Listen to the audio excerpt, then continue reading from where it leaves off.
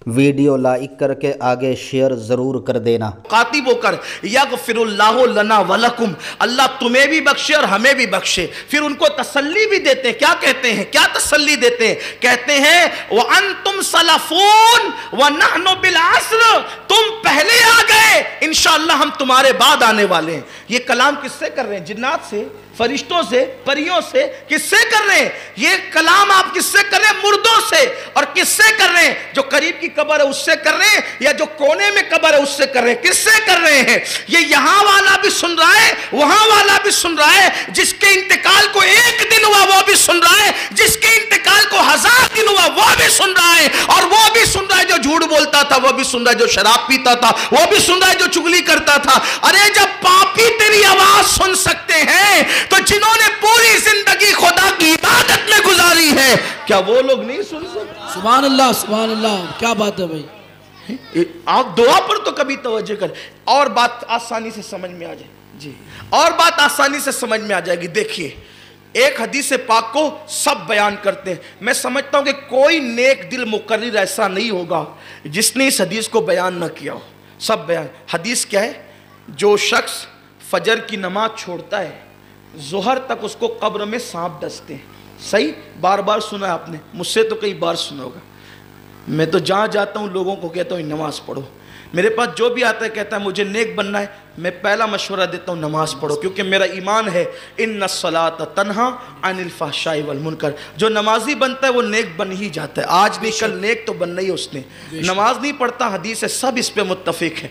हत्ता के जो हमारी सिहा को नहीं मानते, सियासत्ता को, रवाफिज, वो भी इस हदीस को पढ़ते हैं। क्या है कि जो फजर नहीं पढ़ा जोहर तक उसको सांप डसते हैं, जोहर नहीं पढ़ा असर तक डसते हैं, असर नहीं पढ़ा मगरिब तक, मगरिब नहीं पढ़ा इशा तक, इशा नहीं पढ़ा फजर तक। ये सिलसिला कब तक चलता रहे? 24 घंटा डसने का सांप के, क़यामत तक।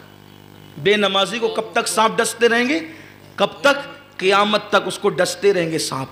आपसे पूछता हूँ, ये सांप जो डसते हैं, मिट्टी को डसते हैं, पत्थर को डसते हैं, कि ईंट को डसते हैं, कि मुर्दे को डसते हैं? किसको डसते हैं? इंसान को डसते हैं ना। अब जब वो है ही नहीं कब्र में तो डसते किसको है? भाई क़यामत कब है? क़यामत कब है? क़यामत 1000 साल के बाद, 500 साल कब है? कोई गारंटी है उसकी? क़यामत का इल्म तो इंदल्लाह, अल्लाह के पास है ना, अल्लाह के पास है। लेकिन ये सांप कब तक डसेंगे बेनमाजी को? क़यामत तक। और फिर बात ये है कि मुर्दे को नहीं डसते। जब अल्लाह किसी मुर्दे को सवाब या अजाब देना चाहता है तो उसकी रूह उसके जिस्म में लौटा देता है। रूह और जिस्म दोनों पर अजाब होता है।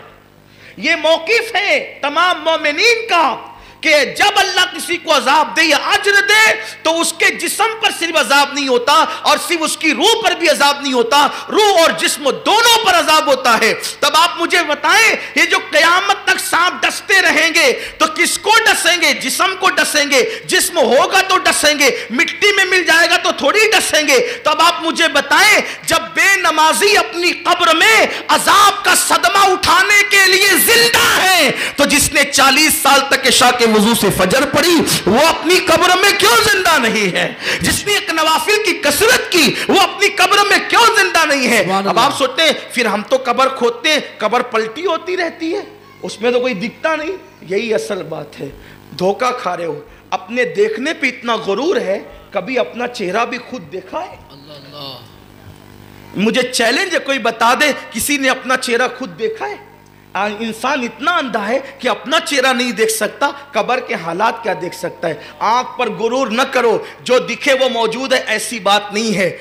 मुर्दा होता है मगर इंसानों को नजर नहीं आता, उसको जानवर देखते हैं, हमें नजर नहीं आता। और वो अल्लाह जो माँ के पेट में, एक पेट में कई बच्चों को समाने की ताकत रखता हो, वो अल्लाह जो सुई के नाके में कायनात को समाने की ताकत रखता हो, अगर वो अल्लाह एक कब्र में कई मुर्दों को समा दे तो इसमें ताज्जुब की क्या बात है? अल्लाह पर ईमान लाओ तो अल्लाह की कुदरत को मानो। आप नहीं देखते? देखो ये इतना बड़ा दरख्त है, ये दरख्त निकला कहाँ से? एक गुटली से निकला, एक गुटली से। तो गुटली के अंदर दरख्त था कि नहीं था?